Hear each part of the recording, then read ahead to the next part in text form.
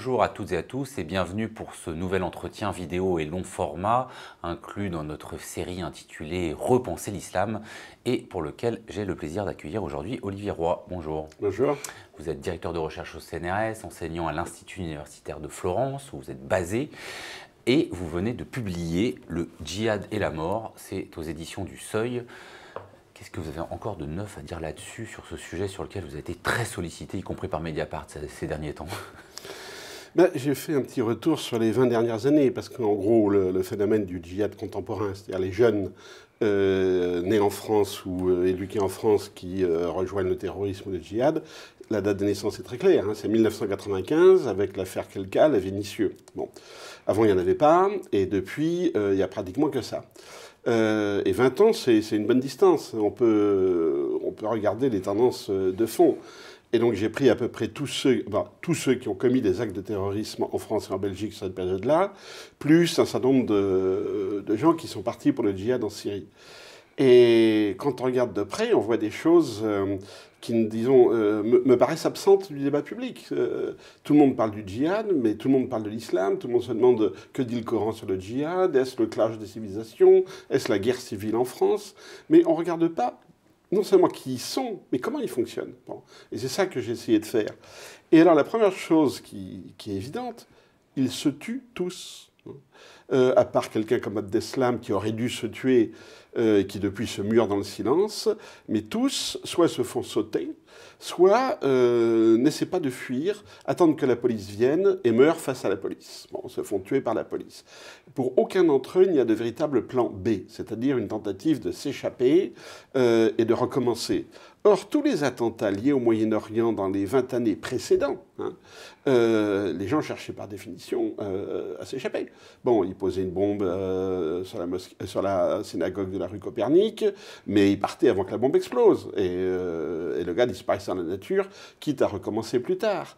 Or, d'un seul coup, on voit un changement complet des modalités de l'action. Et là, on voit que dans le projet de ces jeunes, la mort est centrale. Et alors, qu'est-ce que change profondément pour vous cette dimension mortifère au terrorisme? Parce qu'on peut aussi dire que finalement, la ceinture explosive, elle a été inventée au Sri Lanka et que c'est pas non plus les attentats suicides, c'est les Tamouls qui l'ont inventée. Oui, mais elle en dit beaucoup sur la fascination du djihad, pour prendre le terme générique, pour ces jeunes-là. C'est-à-dire que quand ils rentrent là-dedans, ils savent qu'ils vont mourir. Alors que les Tamouls étaient un phénomène, disons, de masse. Hein. Vous aviez un mouvement politique, et à l'intérieur de ce mouvement politique, on choisissait les volontaires pour aller se faire sauter. Tandis que là, il n'y a pas de mouvement politique. Derrière ces jeunes-là, en France et en Belgique, il n'y a rien. Vous n'avez pas d'organisation, vous n'avez pas de syndicat, vous n'avez pas de réseau étendu, vous n'avez pas de mouvement de pensée, vous n'avez même pas de mosquée. Il n'y a pas de mosquée terroriste. Parfois, ces jeunes ont fait un petit tour dans une mosquée, ils ont essayé de virer l'imam, ou ils se sont fait virer par l'imam, mais ils n'ont pas d'ancrage social dans la population musulmane française. Et on le voit à beaucoup de signes. Un, par exemple, c'est la très forte proportion de convertis, il y a une constante de 25%, et là, on voit qu'elle augmente. Maintenant, on est en train de passer au-dessus de 30% de convertis qui sont volontaires pour partir en Syrie. Donc là, on se dit, ce n'est pas des gens qui expriment, disons, l'identité ou les revendications ou les colères d'une population musulmane. Ce sont des gens qui sont à la marge de la population musulmane. Pourtant, ils disent bien qu'ils veulent venger l'humiliation de la communauté musulmane, souvent. La communauté globale. Aucun d'entre eux ne se réfère à une lutte particulière. Par exemple, il y a beaucoup de ces jeunes-là qui sont d'origine algérienne. Vous ne verrez jamais parler de la bataille d'Alger, des parachutistes, de la torture. Ils vont parler des croisés. Bon. C'est-à-dire se référer à une espèce d'imaginaire musulman. Vous ne les verrez... Alors, ils vont parfois vous mentionner les Palestiniens, mais ils rejoignent qui? Daesh, qui est une organisation qui se bat contre qui? Le Hezbollah, qui est la seule organisation qui a réellement résisté militairement à Israël. Donc, soit ces jeunes sont des imbéciles, ce que je ne crois pas du tout, soit ils s'en fichent. C'est-à-dire que les conflits réels du Moyen-Orient ne les intéressent pas. En même temps, Daesh, par exemple, mobilise l'imaginaire des frontières Sykes-Picot, donc de la conquête, des débuts de la conquête coloniale. Daesh se réfère à un monde qui n'a pas de frontières. Hein. C'est-à-dire que c'est pas qu'ils remettent en cause les frontières coloniales pour en mettre de nouvelles frontières qui ne seraient pas coloniales. Non. C'est qu'ils s'en fichent. Voilà. Leur modèle, c'est l'époque du prophète. C'est-à-dire un califat en expansion permanente qui a vocation d'aller du Maroc jusqu'à l'Indonésie. Et ça, c'est par définition une utopie. C'est un délire, bien entendu. Parce que si, en partant de la Syrie, vous voulez atteindre le Maroc, il faut d'abord détruire Israël, bonne chance. Détruire le régime égyptien, bonne chance. Bon, la Libye, d'accord, elle s'autodétruit. Hein. Mais ensuite, se faire l'Algérie, se faire le Maroc et trouver le nombre de pédalos nécessaires pour passer le détroit de Gibraltar. Bon, on est dans le délire. On va revenir à tout ça et au profil et à l'imaginaire aussi hein, qui est intéressant de ces djihadistes que vous creusez. Mais auparavant, pour bien poser les choses, parce que vous dites voilà, on va chercher dans l'islam, est-ce que la violence commise au nom de l'islam a quelque chose à voir avec l'islam? Et si oui, quoi? Alors, eux rentrent dans un paradigme islamique, bien entendu. Et c'est la différence entre ces jeunes-là qui vont se faire sauter en étant persuadés sincèrement d'aller au paradis, et puis les jeunes de Columbine aux États-Unis qui vont se faire sauter en assassinant leurs petits camarades de leur collège. Bon, il y a des modalités communes, hein, la mise en scène de la violence, l'annonce sur Internet, le narcissisme absolu, le rôle l'image du héros négatif, mais il y a une grosse différence, c'est que ceux qui se tuent pour Daesh le font au nom de l'islam. Alors qu'est-ce qui les fascine dans l'islam? Bon, parce que quand ils basculent, ils sont sincères. La plupart de ces gars-là n'ont pas de formation religieuse, sans parler des convertis qui, par définition, n'en ont pas ou ont une formation d'une autre religion. Tous sont des born again, c'est-à-dire que des gens qui font un retour subit à la religion, dans les mois ou parfois dans l'année précédant leur passage à l'acte. Donc on sent très très bien que leur passage à l'acte, quand ils passent au religieux, c'est qu'ils ont décidé de passer dans le radicalisme, c'est qu'ils ont décidé d'aller pour la violence. C'est pas après 10 années de lecture du Coran qu'ils découvrent d'un seul coup que le djihad est une obligation. Ils y vont pour ça, ils y vont pour la radicalité. Et en même temps, ce qui les fascine, alors on a parlé du salafisme. Moi, au début, je disais aussi, oui, c'est des salafis. Mais quand on regarde de près la manière dont ils pratiquent la religion, il faut être très concret. Est-ce qu'ils font les 5 prières par jour? Est-ce qu'ils mangent halal? Est-ce qu'ils vont faire le pèlerinage à la Mecque? Non, non, non. Ils sont persuadés qu'en se faisant sauter, en allant directement au paradis, ça rachète toutes leurs fautes. Et donc, il est inutile pour eux d'être un pratiquant scrupuleux. Et ça, c'est le contraire du salafisme. Pour le salafisme, la mort n'est pas une excuse. Jusqu'au dernier jour, jusqu'à la dernière heure, vous devez être un bon musulman parce que le jour du jugement dernier, on vous fera remarquer que vous n'avez pas respecté les normes de l'islam dans les derniers jours de votre vie. Oui, d'autant que dans le salafisme, le suicide... Et puis le suicide est interdit. C'est interdit, puisque c'est devancer la volonté de Dieu. Exactement. Donc ils ne sont pas salafis. Mais qu'est-ce qui les fascine alors dans le discours religieux de Daesh? Moi je dis que c'est l'Apocalypse. Daesh a un discours apocalyptique qui s'inscrit dans une tradition musulmane, bien entendu. Leur référence à Dabir, la ville aura lieu la dernière bataille avec l'arrivée de l'Antéchrist. Daesh est bourré de références apocalyptiques. Qui, elles, sont communes au salafisme aussi, très largement au protestantisme évangélique américain, le nouveau déluge, etc.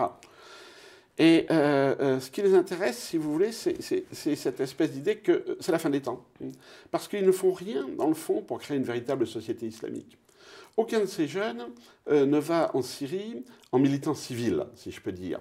Vous n'avez pas de médecins, ils ne font pas d'humanitaire, même si souvent ils prétendent en avoir fait quand ils reviennent, pour, évidemment... c'est surtout ceux qui reviennent. Oui, ceux qui viennent. Ça. Mais il y a eu des enquêtes, la police a travaillé là-dessus. Bon, non, ils n'ont jamais fait d'humanitaire. Ils n'ont jamais rejoint le secours islamique. Hein. Ils n'ont jamais essayé de créer un MSF musulman. Ça ne les intéresse pas. Ils ne vont pas là-bas pour donner des cours de français en anglais ou d'anglais. Ils ne vont pas là-bas pour devenir paysans. Ils ne vont pas mettre sur pied un kibbutz islamique. Ça ne les intéresse absolument pas.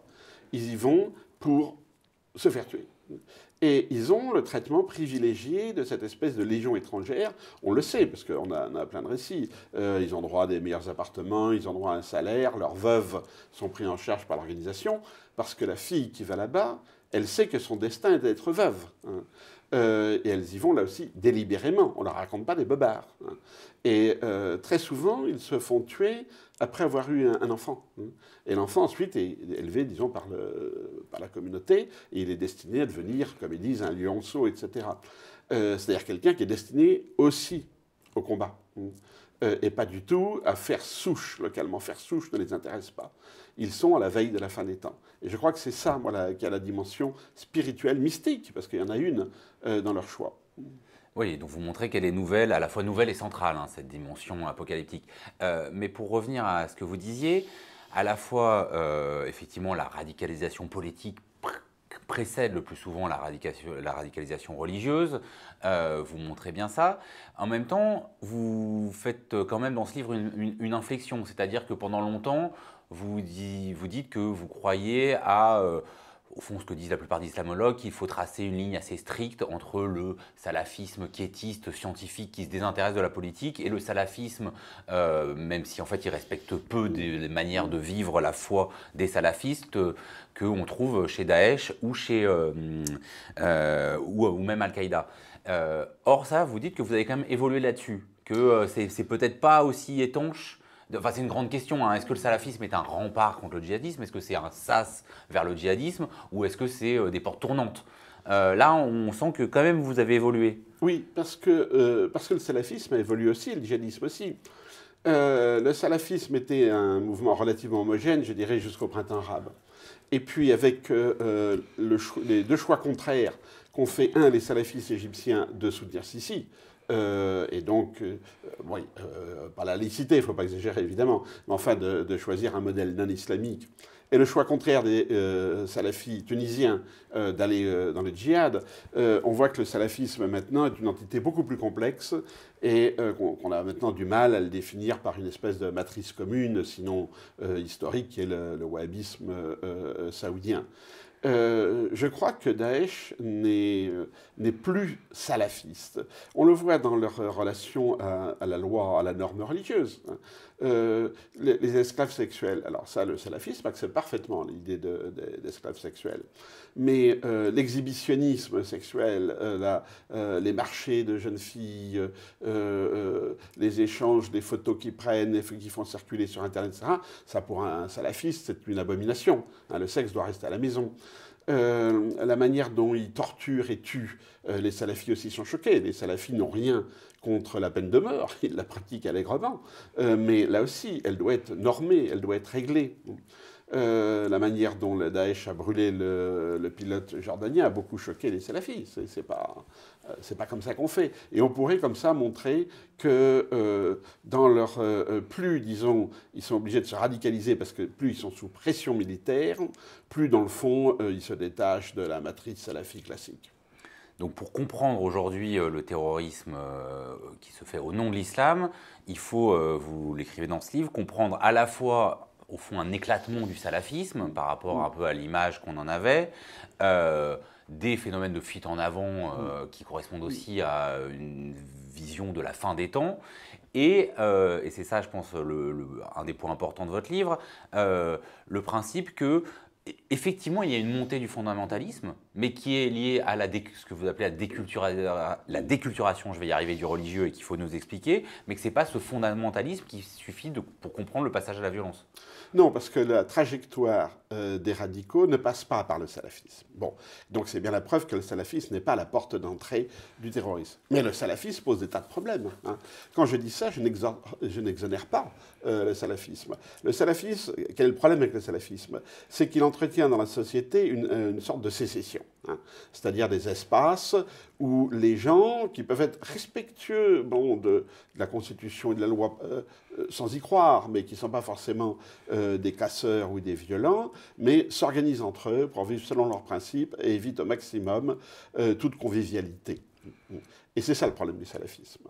Parce que là, le salafisme fait effectivement une percée dans les quartiers défavorisés, parce que dans le fond, il apporte à des jeunes un sens de la fraternité, de l'auto-organisation et une forme de resocialisation, mais dans le cadre de la sécession. Voilà. Donc il y a un vrai problème du salafisme.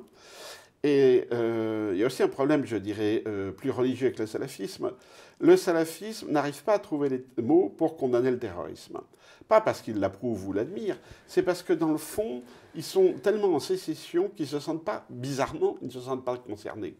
Or, Daesh utilise un vocabulaire religieux qu'on trouve également chez les salafistes.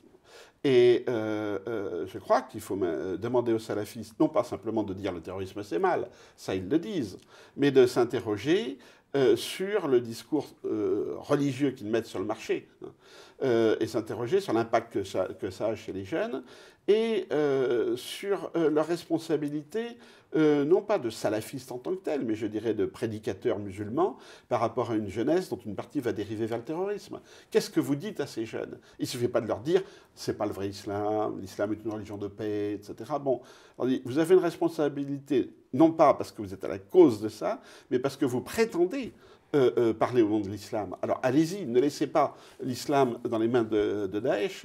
Dites quelque chose que ces jeunes puissent comprendre et qui puissent les ramener, disons, dans un espace commun. Et les salafis sont très embarrassés. Alors, ils réagissent, je dirais, beaucoup plus en tant qu'individus qu'en tant que groupe, parce qu'il n'y a pas d'église salafi. Mais on le voit bien que l'assassinat du père Hamel, bon, pour beaucoup de salafis conservateurs, il n'est pas question de mettre les pieds dans une église. Non pas qu'ils sont prêts à brûler l'église, mais simplement, bon, ça se fait pas, on va pas à l'église. Ça pourrait contaminer, voilà. Bon. À Saint-Étienne-du-Rouvray, d'un seul coup, un certain nombre d'imams salafisants ou salafistes se sont dit, bon, là on est obligé. Hein. Là on ne peut pas, parce que si on n'y va pas, non seulement les non-musulmans, mais les jeunes radicaux vont comprendre qu'effectivement, on est contre, on ne condamne pas vraiment. Donc ils se sont mouillés, pas tous, bien sûr, ils sont mouillés, ils sont allés dans l'église. Hein. Et je crois que c'est là important, on voit comment, si vous voulez, la pression des événements peut amener, dans le fond, une espèce de formatage, je dirais, pas de l'islam en général, mais du salafisme. Il faut dire quelque chose, vous devez parler. On ne vous demande pas de répéter l'islam est une religion de paix, on vous demande d'adresser concrètement et les concepts utilisés par les radicaux et le comportement des radicaux. Et alors c'est pour ça peut-être là vous faites aussi un autre déplacement, c'est-à-dire que sur la question de la réforme de l'islam, vous dites bien, vous répétez que c'est pas de cette manière-là en cherchant un islam modéré, qu'on fera pièce aux radicaux, mais néanmoins vous dites il peut peut-être y avoir quand même aujourd'hui une utilité stratégique à cette réforme de l'islam. Pourquoi ? Oui, alors, on ne peut pas, si vous voulez, un radical choisir le radicalisme. Alors, si on lui offre, on lui dit non, t'as pas compris, on va t'expliquer, l'islam c'est gentil, etc., ça n'intéresse pas. Je veux dire, un amateur de vodka, vous lui amenez pas une tisane de camomille en lui disant t'as pas compris, c'est la camomille qui est la vérité. Bon, lui, non, il veut du dur, il veut du vrai. Hein. Ils sont très clairs là-dessus. Ils ne passent jamais par une étape d'islam modéré, parce que l'islam modéré ne les intéresse pas. Et c'est pas à la suite de la lecture du Coran qu'ils vont passer au dhadisme. C'est le djihadisme en tant que tel qui les intéresse. Bon, donc c'est pas par un discours théologique qu'on les convaincra individuellement. Mais par contre, ils se meuvent dans un univers où, dans le fond, il n'y a plus de religion, où on a la sécularisation a asséché, je dirais, l'espace social, et la laïcité à la française expulse le religieux. On fait tout pour qu'il n'y ait pas de religieux. On commence par voir un signe religieux là où il n'y en a pas forcément, hein, par exemple le burkini, ou bien la pizzeria halal, et on va exiger que ce signe religieux disparaisse de l'espace public. Conséquence, avec le signe religieux, c'est la religion qui disparaît. Voilà. On ne laisse pas de place à la religion de l'espace public. Donc on donne la religion clé en main aux franges, aux radicaux. C'est parce qu'on a expulsé la religion de l'espace public qu'on l'a laissée aux marges et aux radicaux. Ben oui, parce que les gens des marges, ils ne cherchent pas à remettre la religion de l'espace public.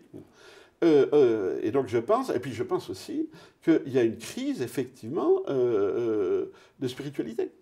Et pas seulement chez les jeunes djihadistes, mais on le voit bien, c'est pour ça que les psychiatres sont rentrés dans la danse de la déradicalisation. C'est parce que eux qui ont une expérience clinique, ils savent bien qu'il y a chez les jeunes aujourd'hui, et pas seulement chez ceux d'origine musulmane, qu'il y a un problème de fascination pour la violence, un problème de pulsion suicidaire, un problème de nihilisme, ce que j'appelle le nihilisme, qui est un terme qui a choqué, mais il y a un nihilisme générationnel. Voilà, ça ne veut pas dire que tous les jeunes sont prêts à faire Columbine ou à faire le Bataclan, mais ça veut dire qu'il y a une fascination pour ces formes d'action suicidaire et pour ce que j'appellerais l'esthétique de la violence. Daesh recrute sur la fascination de la violence. C'est-à-dire que Daesh ne cache rien. Hein. Ce n'est pas l'histoire que Daesh serait en fait violent, mais que les jeunes iraient croyant construire l'islam et qui tomberaient ensuite un peu par erreur dans la violence. Non, non, non. Ce qui les intéresse, c'est les vidéos de décapitation. On le voit bien sur Facebook. C'est ça qu'ils ont choisi. Et alors là, à ce niveau-là, il y a effectivement, il faut, je dirais, diversifier l'offre de spiritualité. Et parmi ça, il y a la religion. Il ne faut pas chasser la religion de l'espace public, au contraire. Sur cette question du nihilisme, c'est vrai que voilà, c'est un terme qui vous a été reproché parce qu'on a l'impression que dès qu'on dit nihiliste, on s'interdit de comprendre les motivations, non ? Non, les motivations, elles sont dans la fascination. Alors après, je ne vais pas rentrer dans la psychologie, qu'est-ce qui se passe dans la tête des jeunes, parce qu'on le voit bien quand on regarde leur profil. Vous avez des tas de profils complètement différents. Hein. On peut dire que le terroriste de Nice avait des gros problèmes psychopathologiques, mais que d'autres, les frères d'Islam, etc., n'avaient pas plus de problèmes que n'importe quel... Oui, c'est très hétérogène. Et vous montrez aussi qu'on ne peut pas du tout, peut-être sauf à Molenbeek, superposer la carte des quartiers difficiles, comme on le fait parfois avec la carte du radicalisme. Oui, absolument. Puis on voit qu'il y a énormément de convertis qui viennent de l'Ouest, de Normandie et de Bretagne, par exemple, où ils sont surreprésentés par rapport au 93. Bon, il y a des choses comme ça. Hein. Donc on ne peut pas faire un profil psychologique. Mais on peut voir que ce qui les fascine. Et ce qui les fascine, c'est effectivement cette esthétique de la violence. Et c'est la mort qui les fascine. Donc c'est à partir de là, moi je dis, il faut s'intéresser sur ce nihilisme, cette fascination pour la mort chez les jeunes en général, et pas seulement chez les jeunes radicaux. Et à part ça, toutes les portes sont ouvertes.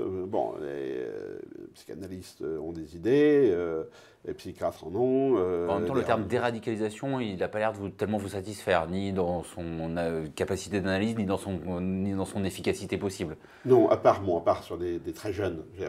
Qu'on déradicalise un jeune de 13-14 ans qui a annoncé sur sa page Facebook qu'il allait en Syrie, d'accord. Hein. Mais le gars de 18 ans, Abdeslam, Abaoud, etc., ils savent ce qu'ils font. Ils ont délibérément choisi la cause. Et ce n'est pas en leur parlant comme ça pendant des heures qu'on va les déradicaliser.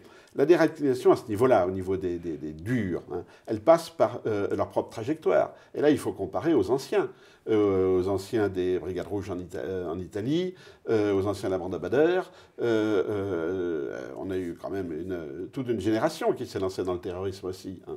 Alors maintenant, ils jouent un peu les saintes nitouches en disant oui, mais nous on avait des idéaux beaucoup plus purs, on torturait pas. Les Brigades Rouges disent non, non, non, on tuait proprement. Bon, d'accord, il y a du progrès, si on peut dire, dans l'horreur, mais il y a aussi cette même fascination chez beaucoup de terroristes d'extrême gauche dans les années 70 pour, dans le fond, avoir une cause perdue, une révolution sans contenu, une révolution sans peuple, hein, qu'on voit très bien avec la bande à Badr. Alors ça, vous dites, d'accord, que vous faites un parallèle hein, qui a été discuté entre le terrorisme gauchiste des années 70 et le terrorisme aujourd'hui au nom de l'islam. Est-ce que, jusqu'où on peut faire la comparaison et en même temps, vous dites, comme le terrorisme de gauche n'a pas trouvé son peuple, aujourd'hui, la base sociale, idéologique, finalement, du djihadisme demeure très étroite. Pourquoi il tient à ce point? Et on a l'impression qu'il se développe, même si aujourd'hui, Daesh est en difficulté sur le terrain syro-irakien. Non, c'est les effets d'optique. On a quelques centaines de personnes impliquées, quelques milliers dans toute l'Europe occidentale, qui, effectivement, font des actes terroristes très, très frappants. Mais on a oublié la guerre de Bologna en Italie dans les années 80, on a oublié l'IRA, etc. On a oublié qu'on a une bonne tradition d'attentats au hasard qui ont fait des centaines de morts en Europe occidentale. L'Europe n'est pas à genoux devant ces quelques centaines de radicaux. Et puis on voit bien comment, et c'est ça, si vous voulez, un petit peu le paradoxe de ce terrorisme-là, c'est que comme ils se tuent tous, ils n'ont pas de militants professionnels qui peuvent resservir. Là, après le Bataclan et Bruxelles, on a toute une équipe qui s'est fait sauter, mais qui étaient des gars relativement organisés, avec une logistique, avec des convictions, qui préparaient ça depuis des mois et des mois. Aussitôt après, on a eu toute une série d'attentats faits par des individus isolés, qui ont obéi à une espèce d'appel, allez-y les gars, prenez un couteau de cuisine et tuez qui vous trouvez dans la rue. Donc on sent bien que ils ne cherchent pas à maintenir des réseaux professionnels de long terme. Ils font des coups parce que je pense que Daesh est le dos au mur. C'est-à-dire que la Daesh fait feu de tout bois parce qu'effectivement, c'est la fin de Daesh. Hein. Mais ils ne vont pas se laisser tuer comme ça. Donc il faut s'attendre effectivement à des attentats, à une résistance très forte à Mossoul, etc. Mais je crois que le moment Daesh est en déclin. Ce qui ne veut pas dire qu'on en a fini avec la radicalisation. Alors ça, on va venir à comment lutter contre, mais quand même une question là-dessus, c'est-à-dire que vous dites dans ce livre qu'au fond, les terroristes djihadistes ne mettent pas à mal notre capacité militaire, n'affectent pas fondamentalement l'économie française, même si le tourisme a quand même souffert, ne remettent pas en cause les institutions, sauf dans la mesure où elles sont remises en cause par nos politiques. Et alors, dans ce cas, pourquoi est-ce qu'ils nous font si peur ? Parce que ça s'inscrit dans ce que j'ai appelé ailleurs la peur de l'islam. C'est-à-dire ça s'inscrit dans cette idée qu'ils sont l'avant-garde d'une population musulmane installée en Europe qui est au bord de la guerre civile. Voilà, c'est ça la grande peur des Français aujourd'hui, c'est la guerre civile. Et effectivement, une guerre civile arrange à Daesh. Daesh ne travaille pas du tout à mettre en place cette guerre civile, parce qu'autrement, ils choisiraient leur cible autrement. Hein. L'attentat de Charlie Hebdo, qui est un attentat Al-Qaïda, il ne faut jamais oublier, pas un attentat Daesh, il pourrait faire sens, c'est-à-dire on vise une cible, parce qu'avec l'hypercachère, qui pourrait entraîner des sympathies chez une certaine jeunesse d'origine musulmane. Bon. Par contre, Nice, absurde. Nice, il ne faut pas oublier qu'un tiers des victimes sont musulmanes, enfin d'origine musulmane à Nice. Ce type d'attentat de masse, vous êtes sûr de tuer d'autres musulmans et ça ne fait pas sens. Hein. Donc ça ne mobilise pas du tout une population musulmane à supposer qu'elle soit en demande de mobilisation. Ça a plutôt un effet repoussoir comme on le voit aujourd'hui. Donc il n'y a pas je ne crois pas du tout à la stratégie de Daesh d'organiser une guerre civile. Ça ne correspond pas du tout à la manière dont les attentats s'organisent. Par contre, oui, il y a toute une peur de la guerre civile qui remonte, disons, à l'idée du clash des civilisations. Hein. Houellebecq l'a mis en scène de manière romanesque dans son dernier livre, de manière romanesque relativement gentille, je dirais. Ça reste une guerre électorale. Et puis, c'est pas Daesh qui prend le pouvoir. Hein. Oui, on a cette peur qui est soutenue par plusieurs choses. Hein. D'abord par la peur du jeune de banlieue. Ah, ça, c'est très clair. Et le jeune de banlieue, il pose des problèmes, oui, bien sûr. Mais on va islamiser tous les phénomènes liés aux jeunes de banlieue. Les émeutes de 2005, alors que pas du tout, les émeutes de 2005 d'arrivée islamique. Là, tous les incidents qu'il y a récemment sont soit des affaires de délinquance, c'est-à-dire des gangs qui veulent chasser la police, qui veulent créer des espaces, disons, protégés où ils peuvent trafiquer tranquillement. C'est pour ça que Marseille a le plus faible taux, je dirais, par rapport à sa population musulmane, de volontaires pour le djihad, parce qu'ils n'ont pas besoin de djihad, là, ils sont dans le business hashish et kalash, bon, ça marche bien. Dans d'autres cas, ce sont des protestations contre les violences policières, qui sont du type Black Lives Matter aux États-Unis, c'est-à-dire, très classique, hein, qui n'ont rien d'islamique non plus.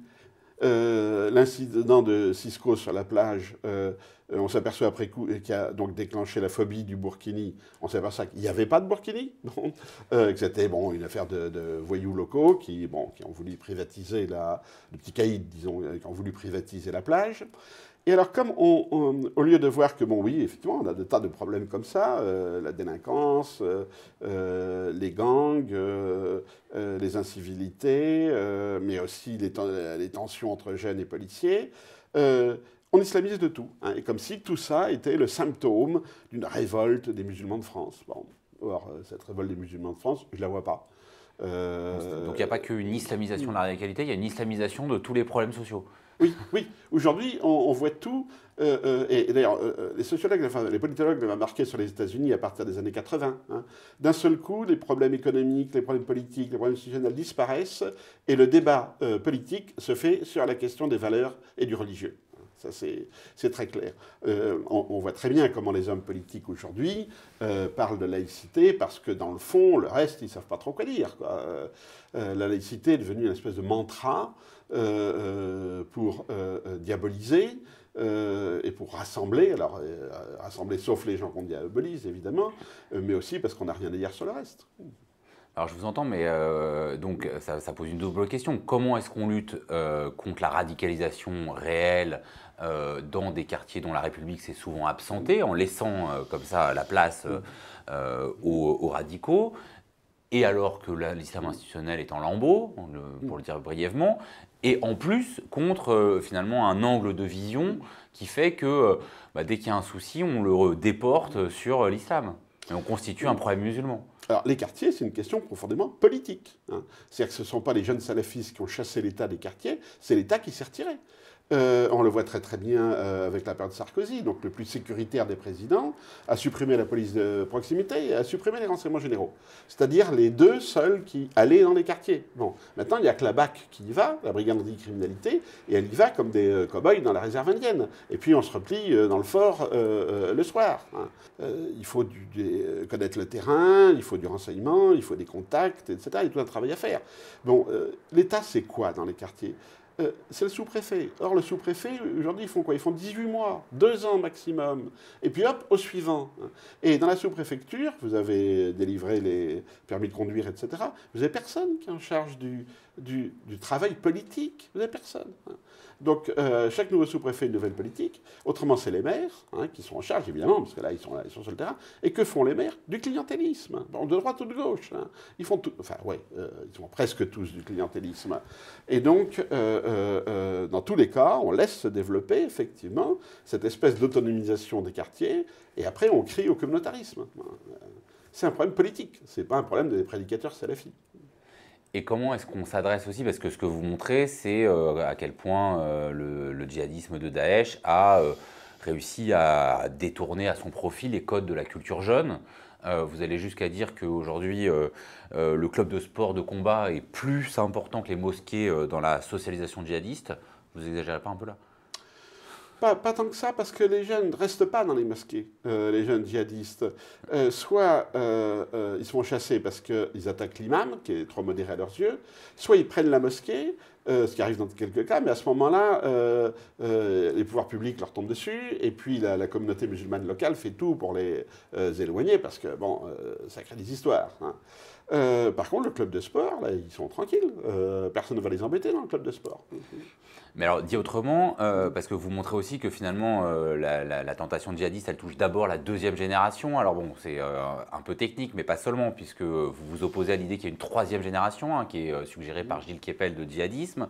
Donc, est-ce que il faut penser le problème du djihadisme et les questions d'islam autour de ces questions de génération? Et si oui, comment? Puisque vous dites que culture jeune, deuxième génération, enfin, voilà, on est bien dans des questions liées à ces questions d'âge. Oui, il y a deux éléments pour moi qui sont centraux dans cette radicalisation. Il y a, comme je disais tout à l'heure, la fascination pour la mort, le nihilisme. Et deuxièmement, il y a la dimension générationnelle. Bon.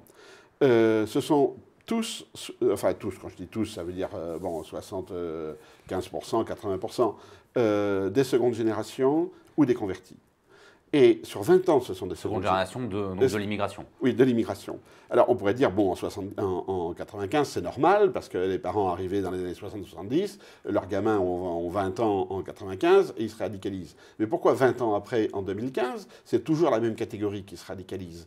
Les frères Kouachi, etc., ce sont toujours des secondes générations, disons, massivement des secondes générations. Et moi, j'y vois un point commun, c'est-à-dire c'est la génération de la déculturation. Les secondes générations ne parlent pas la langue de leurs grands-parents, et très souvent pas la langue de leurs parents, même s'ils la comprennent. Et surtout, il n'y a pas de transmission de l'islam. Il n'y a pas de transmission de la culture. Les premières générations ont un islam enculturé. hein, qui est l'islam marocain, algérien, tout ce qu'on ou turc. Et c'est un truc que mes collègues sociologues ont noté depuis très très longtemps. Ils ne transmettent pas cet islam parce que le contexte est complètement différent. Quand dans un village marocain, vous avez la tombe du saint à quelques kilomètres et qu'on va prier dessus, vous vous retrouvez à Sarcelles après, qu'est-ce que vous faites, hein? Vous n'avez pas déplacé le saint. Et en plus, les jeunes apprennent leur islam en français. Hein. Donc où est-ce qu'ils vont l'apprendre? Ils vont chercher sur Internet, etc. Donc ils se refabriquent une religion qui est complètement déculturée, qui n'a pas d'ancrage ni d'origine, ni disons, dans la France actuelle.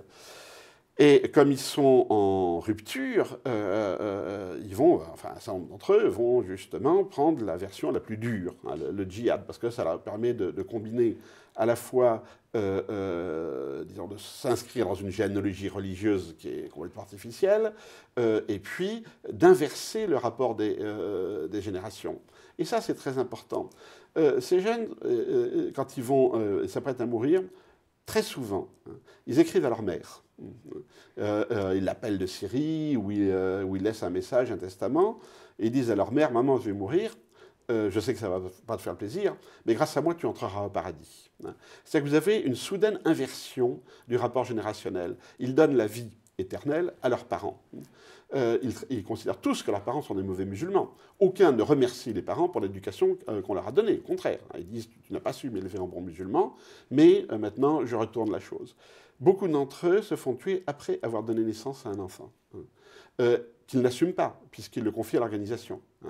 Donc, ils ne cherchent pas du tout à se réinscrire, disons, dans une continuité générationnelle. Et ça, c'est quand même très frappant.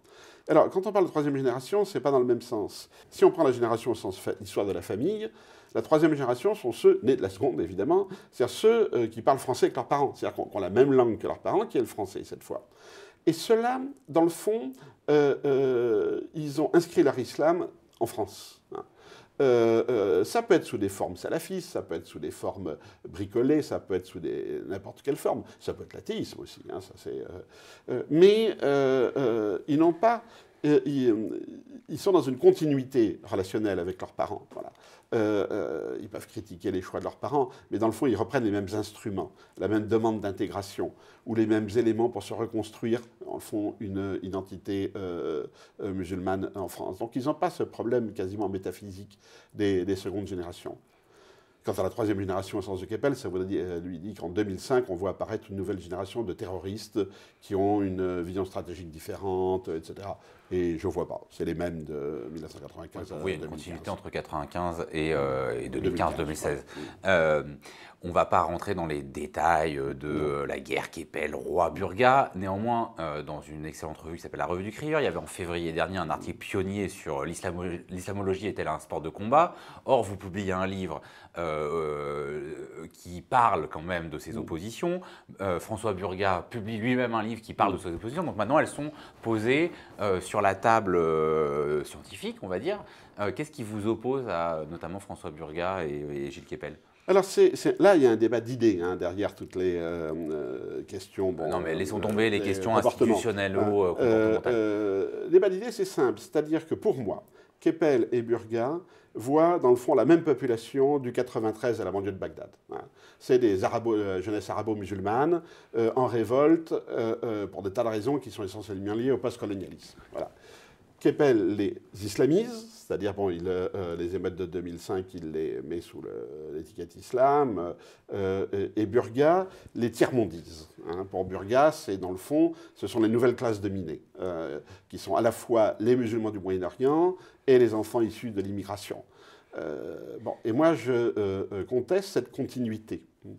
Je conteste l'islamisation, parce que je pense que le djihadisme est une reconstruction et pas du tout une continuité de l'islam, et que pour beaucoup de ces jeunes, la problématique n'est pas du tout musulmane.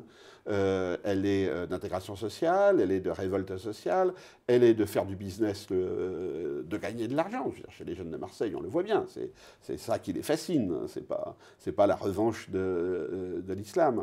Je pense que le post-colonialisme, bon, évidemment l'héritage colonial, on ne peut pas l'ignorer, il joue un grand rôle dans la déculturation, à mon avis, l'héritage colonial. Mais ces jeunes ne reprennent pas la généalogie politique de leurs parents. Voilà, c'est ce que je disais tout à l'heure sur les Palestiniens. Ils vont mettre des photos de massacres à Gaza en disant il faut venger la Houma, mais ils vont rejoindre Daesh, qui est une organisation qui massacre des Palestiniens dans le camp de Yarmouk. Hein. Le pire ennemi de Daesh, c'est le Hezbollah. Bon.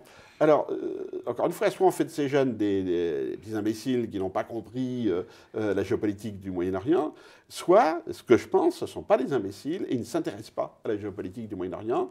Ils sont dans un combat, dans le fond, virtuel, dans un combat imaginaire. Bon, bah donc on préparera un article numéro 2 sur ce conflit entre islamologues. Merci beaucoup Olivier Roy d'être passé par nos studios du Passage Brûlon. Votre livre s'intitule Le djihad et la mort et c'est publié aux éditions du Seuil. Merci beaucoup. Merci.